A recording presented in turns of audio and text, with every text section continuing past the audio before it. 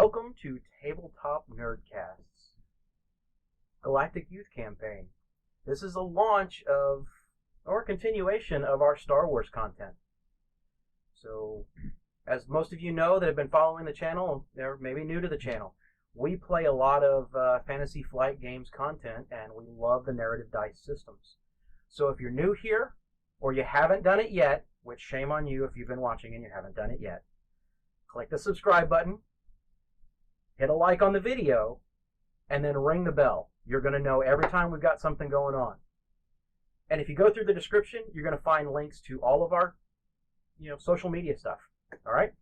So I'm not going to beat around the bush any further with all of that, because I've got a whole group of angsty teenagers here at my table. One of them's bald. One of them's just angry.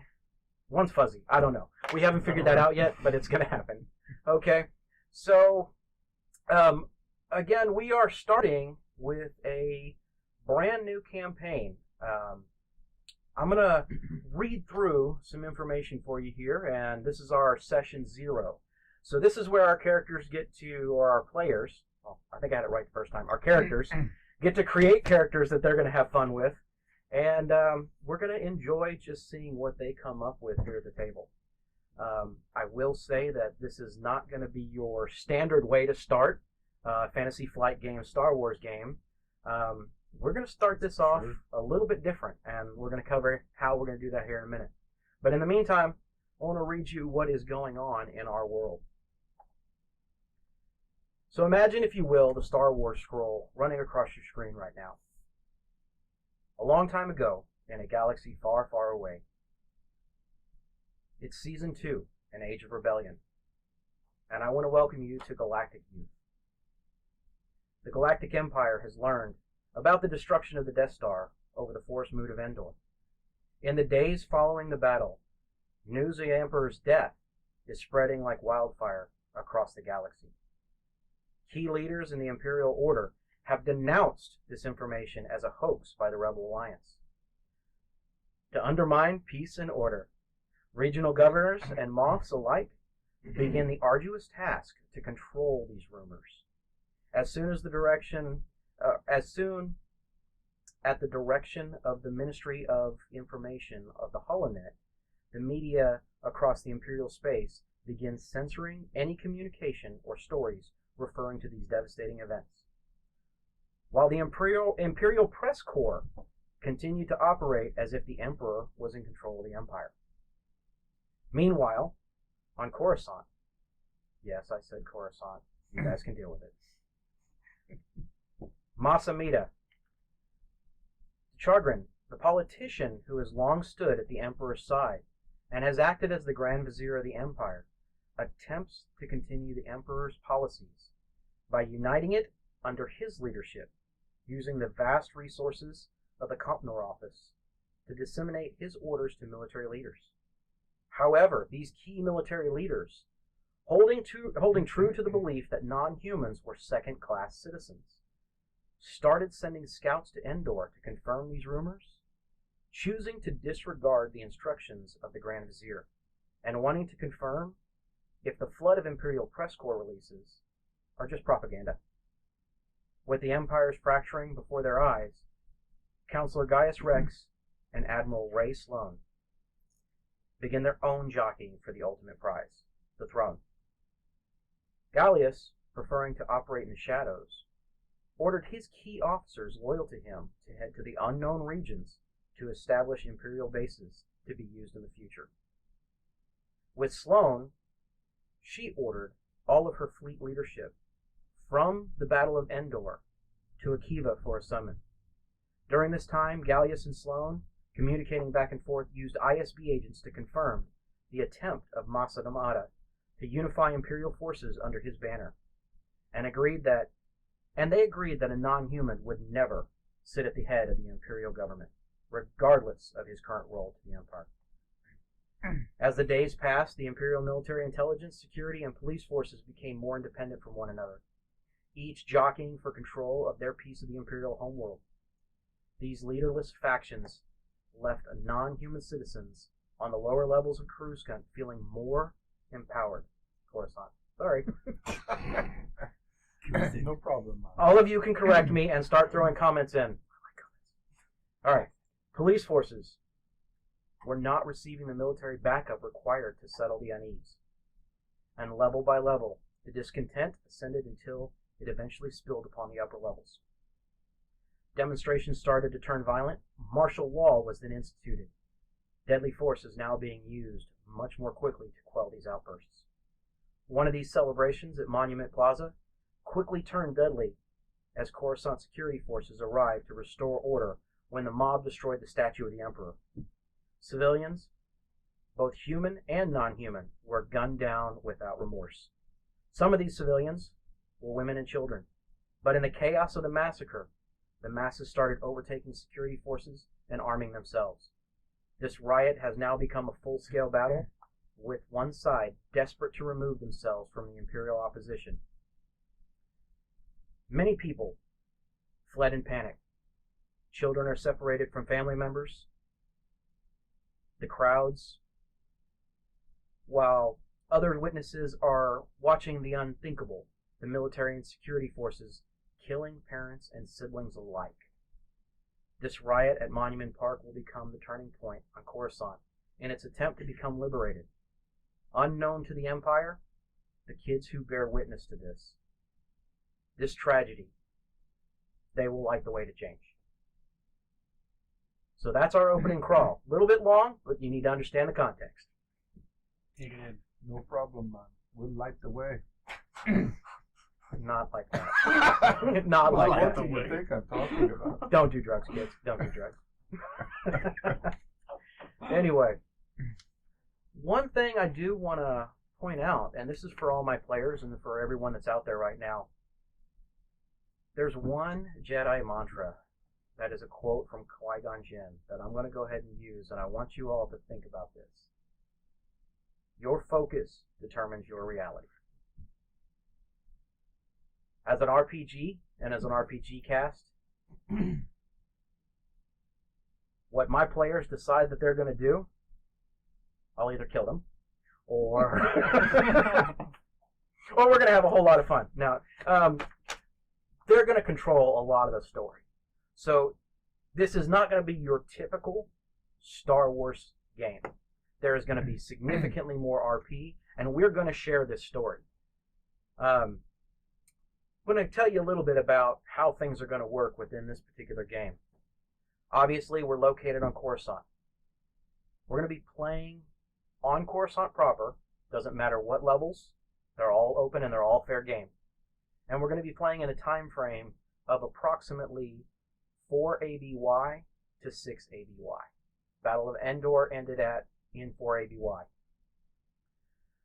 The group will be young children and will be ranging from ages of 10 to 14, all of which are going to have experienced some form of loss. We'll establish that very early on, what form of loss they're going to experience. And this is due to the actions of the Imperials trying to stamp out the local uprisings.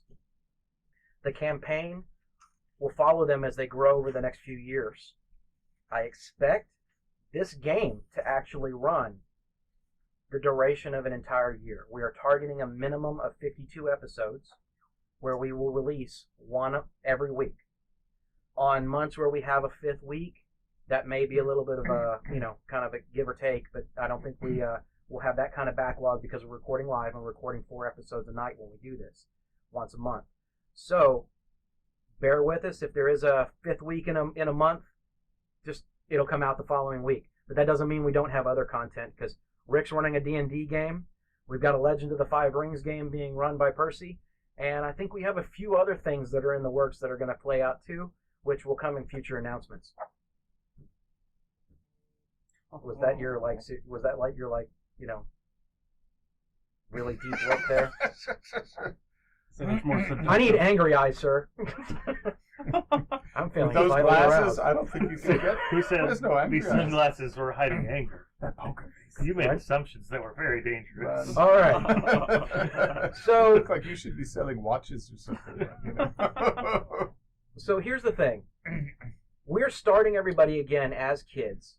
And I want everyone to keep in mind, this is a homebrew, and we're going to be running it over a few-year time frame.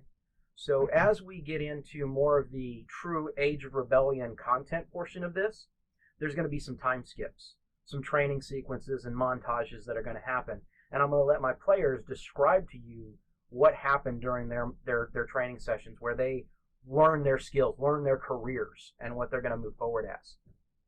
Now, that's their initial career. Once we get past that step, if they want to buy some other career and move into it like you would normally, it's all fair game. Okay? Now, with that, obviously, if you're watching us on Twitch or YouTube right now, then you already know we live stream on Twitch or YouTube. If you're watching this Session 0 on YouTube after we've edited and posted it, every Tuesday night, 7 p.m. Central, I think it's almost every Tuesday night, 7 p.m. Central, depending on the content that we're recording, we have a live stream of one of our shows or another. So once a month, again, Rick's got D&D, Percy's got Legend of the Five Rings, and I've got Age of Rebellion with some other stuff that will be coming out. So if you want some diverse content, but you like the players, you like what we bring to the table, stick around, come into those. Smorgasbord. Now, here's the real catch in this game that's a little bit different from standard FFG character creation that is what most players are very familiar with. And my players have given me some mixed reviews of thumbs up and are you kidding me looks when I did this, but they will not be allowed to spend any of their starting XP. What's the problem with that? Not until they get to a career selection and they go through that montage and time skip in order to be able to make sure that it really shows them becoming more of an adult. But I'm 14. I know everything. And you don't have old man strength, so it doesn't work. All right. I got good strength. So anyway, they will have access to all of the racial bonuses and all of the racial gifts that they have within their character selection. We do not have a human playing at this table in this character or with these characters. So everyone is chosen to play an alien of some sort throughout this campaign on a world where they're considered second-class citizens. Now, with that, well, you didn't tell me that. They will have. Yes, I did. And if you didn't understand that from running Star Wars previously, shame on you, sir. For shame. Bullshit. It seems like discrimination to me. So, I will also be, I'll make up for it like this. I'm going to give each one of you, depending on what you feel is centric to your character and their upbringing, one free rank in a skill. Okay? Oh. And that's your selection as we go through to make characters. That'd be cunning. All right? No, that's an attribute. Not characteristic. My fault. Skill. All right. The pen slip. Yeah. Exactly. I'm sure his pen slipped. I think That's that. what Never my mind. dad said. That's not what she said. All right. Okay, so they will also be earning 5 XP per game session. So in a given night, we run 4 sessions. They'll be earning a pool of 20 XP. They can spend this. The challenge is, until they select a career, they don't have selected skills. They have to spend that XP if they're going to spend it and not bank it, as if it's an untrained non-career skill. Okay? So I leave it up to the players on how they would like to do this. We're not in school. You don't have to raise your hand. He's a teacher now. He's getting I'm a 14-year-old. Well, yes, sir. Mr. Hudson. If we purchase a career with said experience, do we then get career skills? I covered that earlier, and it's not until after you get your first career can you purchase your second Okay, so career. you can't purchase any careers until after we've done the montage. Correct. I just want to make sure that's super, because I was going to try to do that for sure. Because tonight. Percy wants to push I'm sure the you are. boundaries on everything. I wanted right. career skills. Now, this was a laugh before the stream, and I'm sure it's going to be a laugh after the stream and during the stream, considering we're now talking about streaming. We are going to be playing with Age of Rebellion's duty roles. Streaming and duty in one. So we have a stream and we have duty. We are covered. The complete package. All right. In streams and duty. So I see we're going to flush this episode right away. Yes, we are. Oh. And we are now circling the drain. Anybody else got some more puns? Come on. You I've got this. experience for this, right? Yes. No, sir. Hey, I'm amphibious. I can breathe, no problem. All right. As we're going down the drain. So, I'm going to let you know that I have a planned starting point. I have key points that are along the storyline, and I have a definitive planned ending point. Unless this is like our first Star Wars game where the dice dictate that our story is going to completely derail and go a complete different direction, everything else in between is completely open to what these yahoos here do. So, I will be reacting to their situation as much as they'll be reacting to what I prompt them with during the game. So, very much so, we are playing in a sandbox with a couple of key elements. Now, again, homebrew. We are going to be playing in and out of specific cannon pieces. We are going to be destroying certain cannon pieces. If you don't like it, leave me a comment. We'll be all right. All right. If you like it, maybe we can turn it into Legends. Who knows? We'll see what happens. Right? So we're a few minutes into what we've got set up, and again, this is our session 0.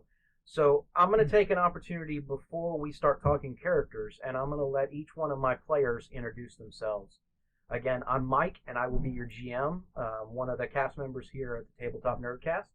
And to my left, I have Percy. Yo, I'm Aaron. I said you, not character. Oh, I guess I'm a cast member. I don't know. He's got these headphone things on that are just, he's ignoring everybody. What did you want me to say? Introduce yourself. Yeah, Percy, you already did that. And you literally pointed at me. a little bit about yourself. A little bit about yourself. Yeah. Yeah. I run a lot of games for Tabletop NerdCast. He failed miserably. We're going to move on to the next one. Hello, I'm Saul. I have a dog. I like music, and Long walks on the beach. yeah, that's the way the cookie crumbles. Alrighty then. Saul Saul is joining us and may not be here long. No, I might die so soon. It could happen. We'll just see if he can keep up with everybody.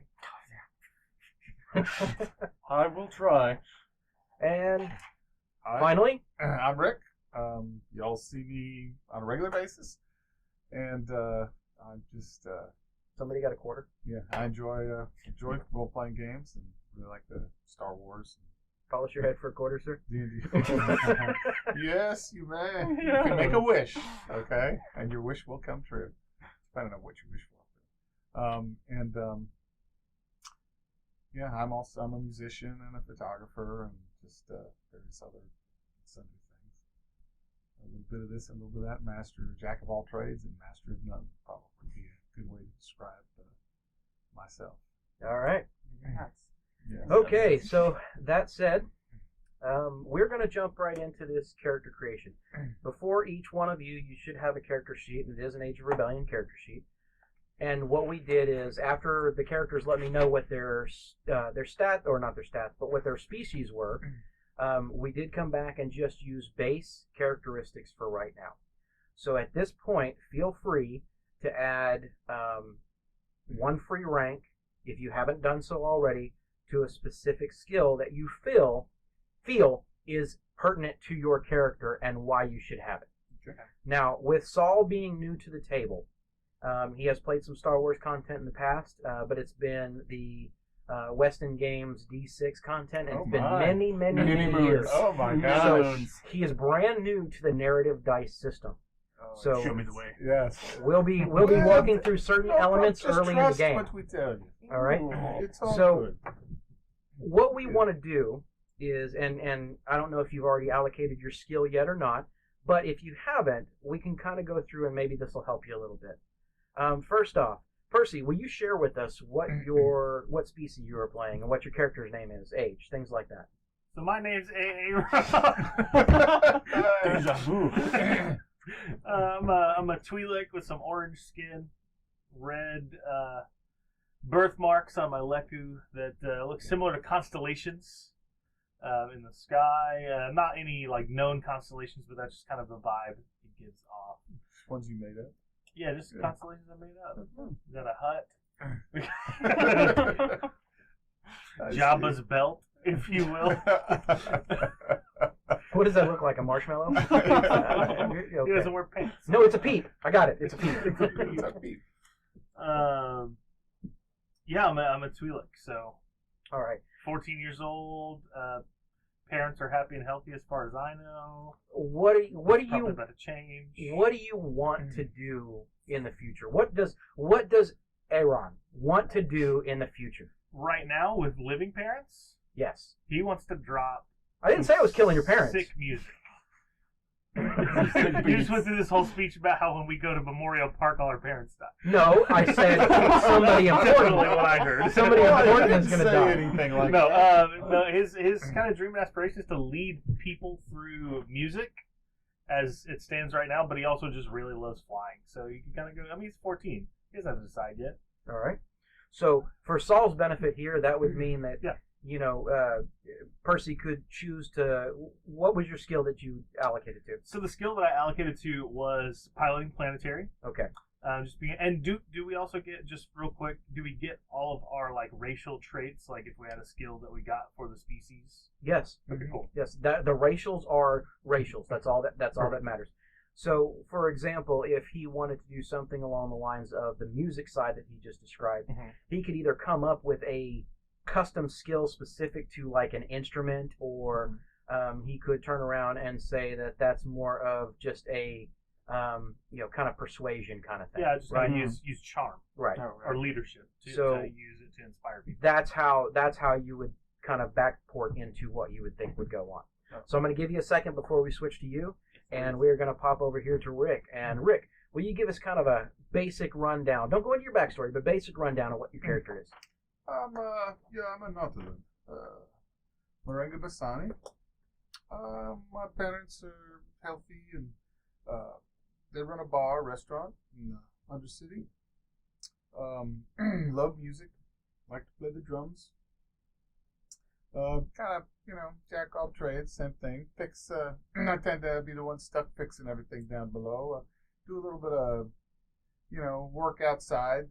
Kind of delivery boy type thing, to the upper cities, things like that. Not all of it on the right side of the law, but I don't care. This whole Imperial Rebellion things,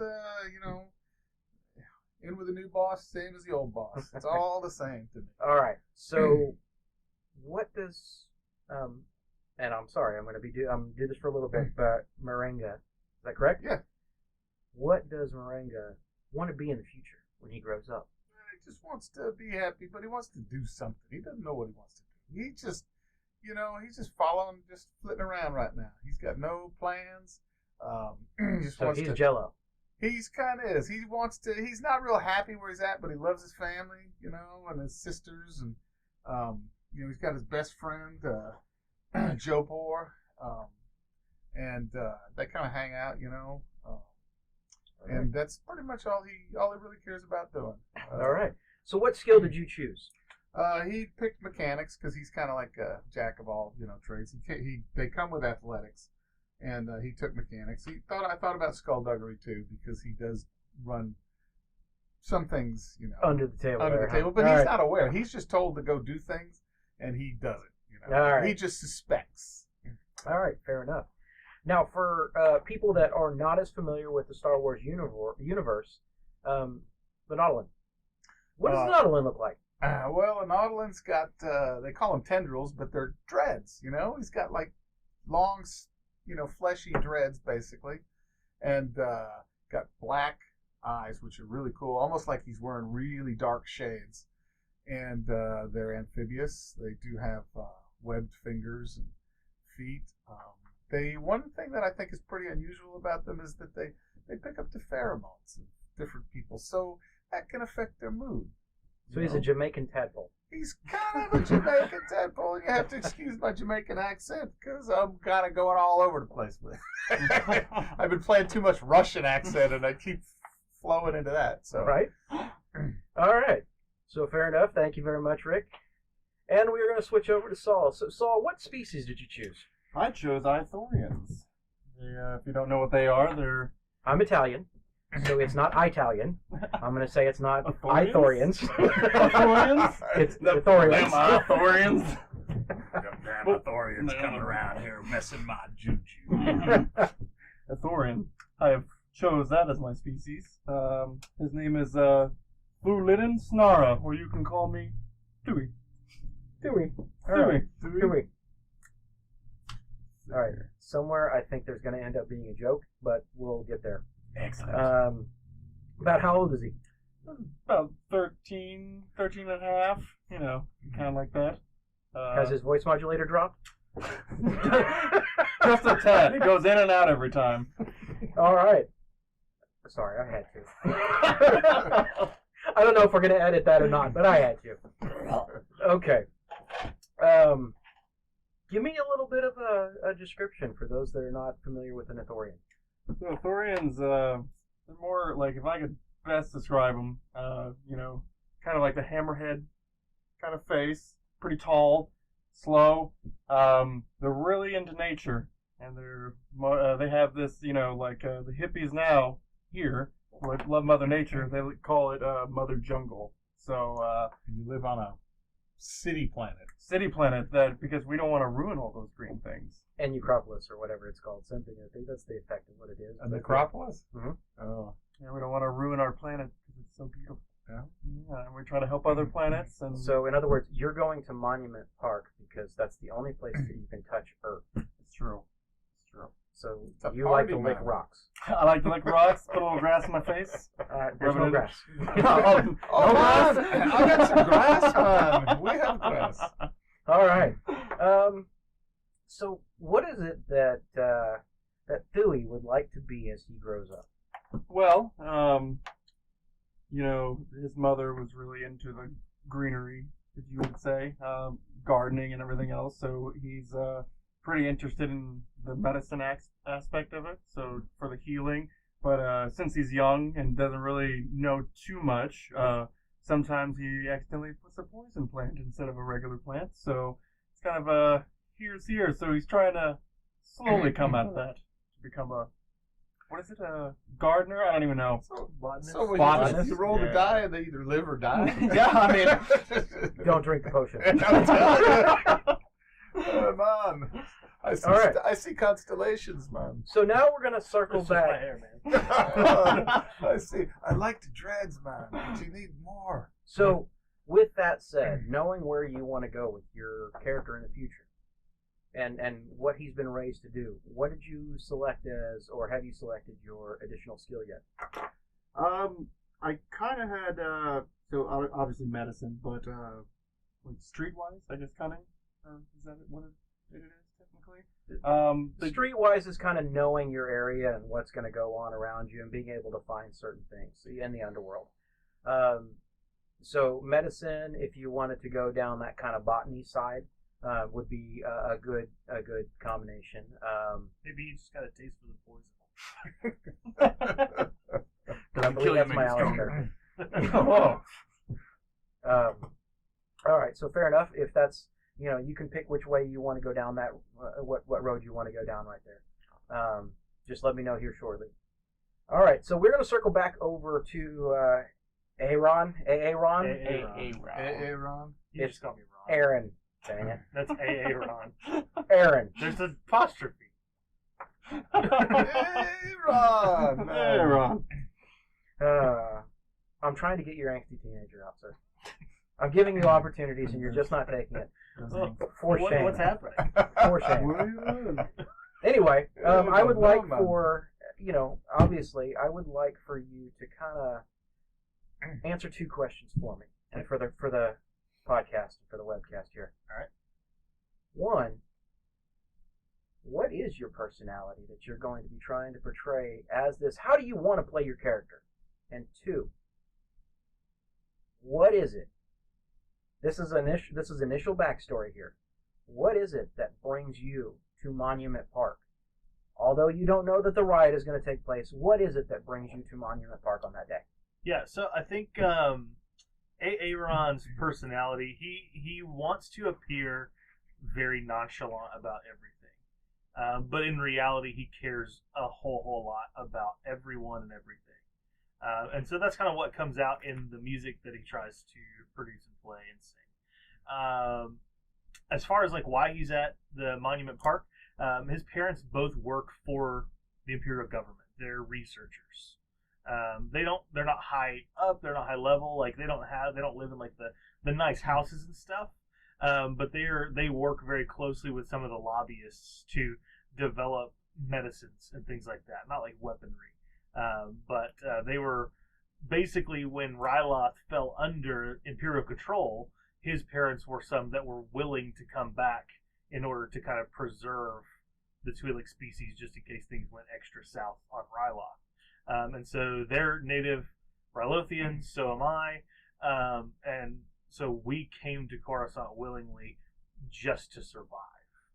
Okay. And so they've just kind of survived by working for the government. They were well-known herbalists on Ryloth before moving here as well. So we've got an herbalist. We've got a hippie that likes making medicine. All right, this is going to go well.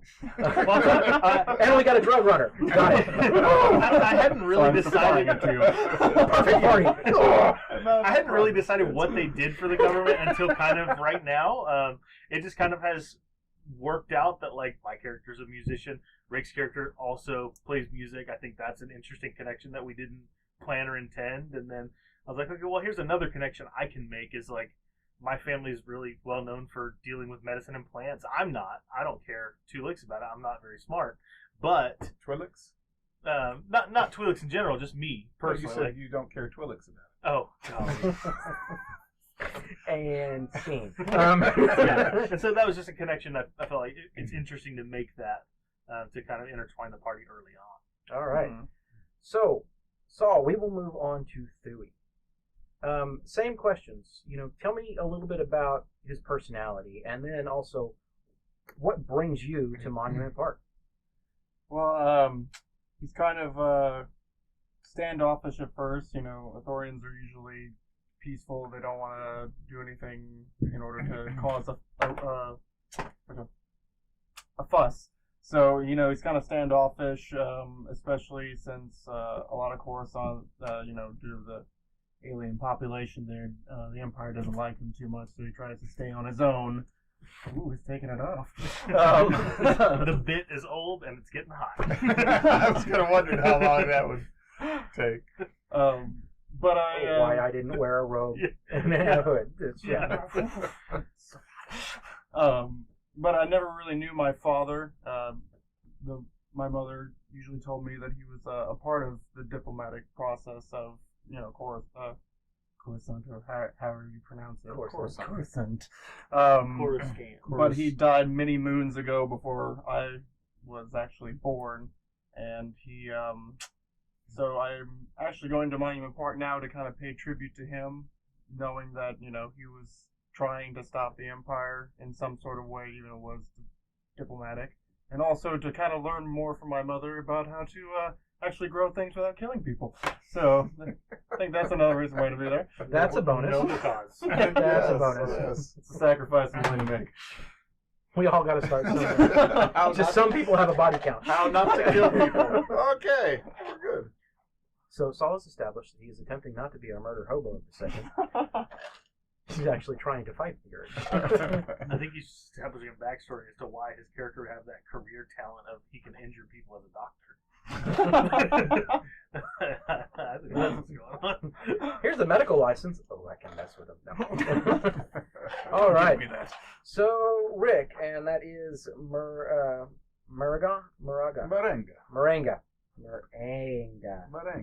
Okay, Merengue. Same thing.